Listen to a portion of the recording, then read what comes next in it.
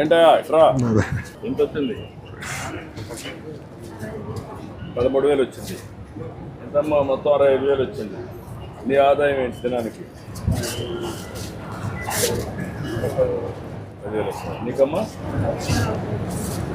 ఇప్పుడు ఈ పిల్లలు భారమా ఆస్తి? వస్తే కదా. మీరు కష్టపడితే 65,000 కూడా రాదు. వస్తుందా? రాదు కదా. వీళ్ళకి ఇప్పుడు 65,000 వస్తుంది కదా. 2 వీళ్ళు బాగా చదువుకుంటే ఈ 5 మంది బాగా చదువుకొని పైకి వచ్చారు. ఆకాశమే అద్దుగా ఆదాయం వస్తుంది కదా.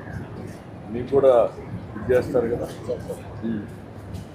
కాబట్టి ఇది ఒక ఆలోచన విధానం మారాలి. మీరు 10 మందికి చెప్పాలి, అందరికి చెప్పాలి. నాకు 5 మంది పిల్లలు, నేను ఆనందంగా ఉన్నా. ఇంటికి వచ్చినప్పుడు పిల్లలు నీతో మాట్లాడుతుంటే ఎంత ఆనందం ఉంటుంది. నువ్వు సెల్ ఫోన్లో చూసుకుంటే ఏమొస్తుంది? మరి కొన్ని దేశాల్లో పిల్లలు లేక నష్టపోయారు. వీళ్ళు ప్రపంచానికి రేపు సేవలు అందించే పరిస్థితి వస్తారు. ఈ ఊర్లో కూర్చొని ఒక మంది చదువుకున్నావు నువ్వే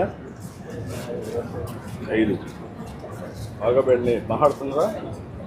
నువ్వేం కావాలనుకుంటున్నారా? నువ్వమ్మా? టీచర్. నువ్వమ్మా? ఆర్మీకి వెళ్తావు. ఇంకిద్దరు ఎక్కడ పంపిస్తావు? నువ్వు కూడా మాట్లాడాలి కదా. 5 మంది భవిష్యత్తు నువ్వు మాట్లాడుతూనే ఉండాలి.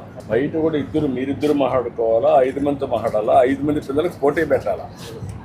భవిష్యత్తులో ఎవరేమో అవుతారని పోటీ పెడితే అప్పుడు అమ్మాయి టీచర్ అనింది, రేపు మార్చేసి కంప్యూటర్ పెడతాను.